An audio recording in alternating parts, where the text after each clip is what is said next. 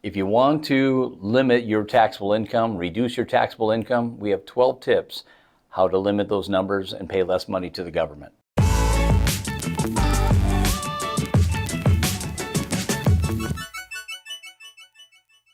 Okay, we're going to go over 12 tips how to reduce your taxable income so you can pay less money into the government.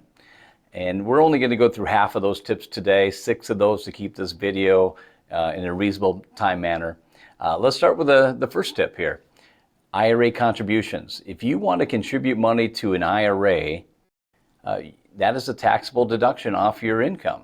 Now, we're not talking about Roth IRAs. A Roth IRA, you pay your taxes today and it grows tax-free, but you don't get that tax deduction. But with a traditional IRA, you do. So the limits for 2022 is $6,000 for an IRA contribution. But you also get an extra $1,000 if you're 50 years old or older. So that's $7,000 for those who are 50 and older. You can contribute to your IRA and get that tax deduction. So if you're making, say, $75,000, you contribute $7,000. Now your only taxable income is $68,000. So it definitely can reduce your taxable income.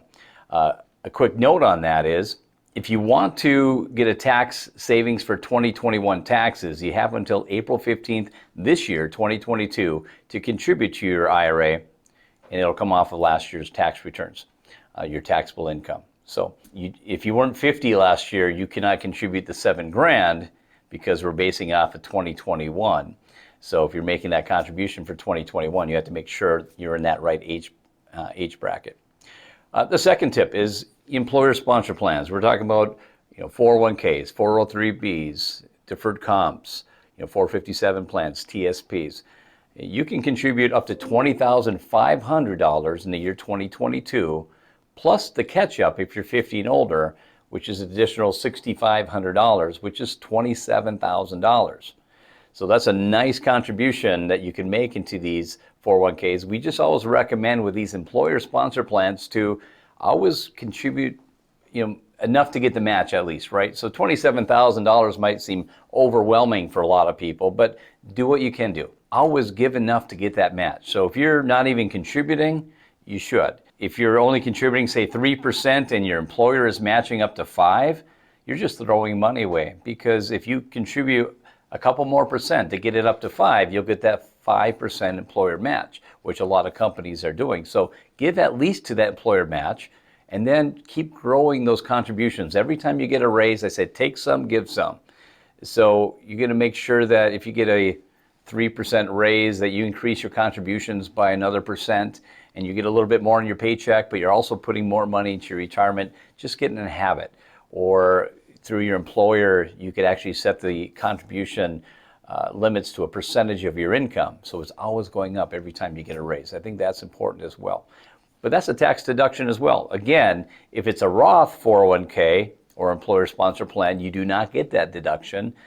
It's only if you're contributing to that traditional piece in your employer sponsor plan. Now let's talk about spousal IRAs. So let's just say here's a situation where one spouse is working, one is maybe retired or just not working. The working spouse can make an IRA contribution for the non-working spouse. So you can have, each of you can have an IRA contribution. So let's say, for example, my wife, who's not working, I make a contribution up to $14,000, $7,000 for myself, $7,000 for my spouse, and we get that tax deduction. Couple notes on this. You have to make enough money to cover the contributions for both of them. So you can't contribute $14,000 in an IRA and you only made $10,000. You have to make enough income to cover the contributions for the working and the non-working spouse. Okay, so that's important. Also, you have to file your taxes jointly. You cannot do a spousal IRA if you're not filing your tax returns in a jointly manner. So married filing jointly. Now, when it comes to contributing to an IRA or you're contributing to a spousal IRA, there's some income brackets you must know, because not everybody gets to get the same deductions contributing to an IRA.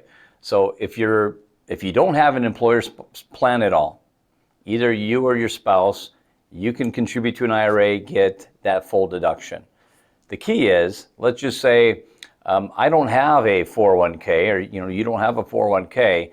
but your spouse does, okay? There's some income limits for that situation. So the income limits for a couple married filing jointly, we're going to put these charts up here for you to see. You can make up to $204,000 to get that full deduction, and it starts phasing out up to $214,000 is the last amount you can get some kind of deduction on that contribution. So again, this is if I don't have an employer sponsor plan, but my spouse does. Our combined income has to be $204,000 to get that full deduction contributing to an IRA.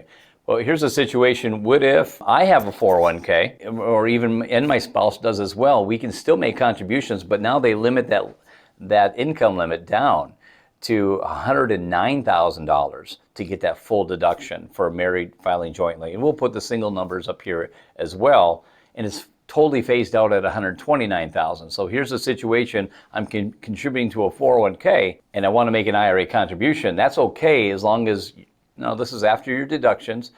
$109,000 is that married filing jointly adjusted gross income number, the AGI we call that, adjusted gross income. So not everybody gets the same situation. So it all depends on what your situation is, if you have employer sponsor plan or not. There's some income limits. If you don't have any employer sponsor plans, you or your spouse, or if you're single, you get that full deduction when you contribute to an IRA. Number 4, we're going to talk about QCDs, which is Qualified Charitable Distribution. So here's a situation where if you want to have money go to a charity, you want to gift money to a charity, you can have money go directly from your IRA directly to the charity. You don't have to count that as income. The charity gets that full deduction, tax-free. So why would you want to do that? Well, what we're finding is people get closer or in retirement, maybe their house is paid off or close to being paid off, and as you're in the back end of that mortgage and these interest rates are so low, we're finding that taxable deductible interest is so low it's not worth itemizing taxes anymore. So if you're in that situation where you're not itemizing your taxes, why would you want to take money out of your IRA, pay taxes on that money, and then give it to a charity where you don't see that deduction? I mean, it's still good to give, right? But you want to maximize your financial situation without changing that. So why not have the money go directly from your IRA directly to the charity? And now you don't pay taxes and the charity gets that full distribution. Now here's the keys to this. Not everybody gets to do this. You have to be at least 70 and a half to do it. It's not the year you turn 70 and a half. You have to be at least 70 and a half before you can start doing this. And you have a maximum limitation each year up to $100,000 of giving. That money has to go directly to the charity. You cannot get the check written out to your name, sign it over to the charity. It does not work. That is not a qualified charitable distribution. The check will actually have to be made directly to that charity. And you can get the check, you can give it to them, but it has to be written out to their name. So that's a great way to maximize your tax situation as well. So you're not paying taxes on that money, getting the net amount, then giving it away. The charity will get more money this way as well.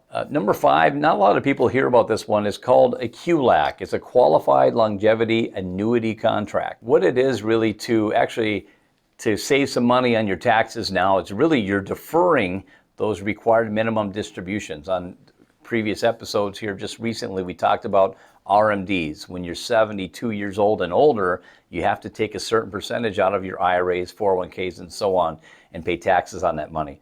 For some people, they don't want to. And so what you can do is you can defer some taxes from your IRAs up till age 85, and that's called a QLAC, Qualified Longevity Annuity Contract. But you can't put all your money into that. They give you certain limits what you can do to defer taxes on those RMDs. It's $135,000 or up to 25% of your IRAs, whichever is less. So the maximum is $135,000, could be less, that you could put from your IRAs into a QLAC and defer your taxes, your RMDs, starting till age 85. Not a lot of people understand that one or know that one, or it's not really marketed very well, but you could defer some of your money out to a later date. Number 6 here, we're going to stop at this one today, is HSA contributions. Always make those HSA contributions if you have a high deductible health plan. You cannot contribute to an HSA if you don't have a high deductible health plan. We'll put the the chart up here to show you what is the limits to qualify for a high deductible health plan and what are the limits you can contribute to an HSA each year. So even if you're retired before 65, you can still contribute to an HSA. If you have money in the bank, you can still do that. You can still do that each year. The key is it has to be a high deductible health plan. Here's an interesting fact on HSAs that most people don't know is you can do a one-time rollover from an IRA to an HSA, but you only get to do this one time in retirement. And if you're married, that's each of you. So you can do the maximum rollover from an IRA to an HSA one time just to help fund that money. The nice thing is now that money comes out of the IRA, which is going to be taxed sometime in the future when you take money out, now it's in an HSA, which is going to be non-taxable when you use that for your medical needs. So that's another nice feature you have on HSAs. Another tip on HSAs, just to warn you, is you cannot fund your HSA if you're on Medicare Part A. The rule is when you're on Medicare, A or B, you cannot be funding an HSA. You're supposed to stop that 6 months prior to starting Medicare. So just so you know, get in the habit of, and it's not marketed very well or explained very well out to people. You don't want to be penalized, so stop funding your HSA 6 months prior to going on Medicare. We're going to go over 6 more tips next week and about how to reduce that taxable income. Please hit that like and subscribe. We appreciate all the subscribers. We're getting some good information on retirement out to you real soon.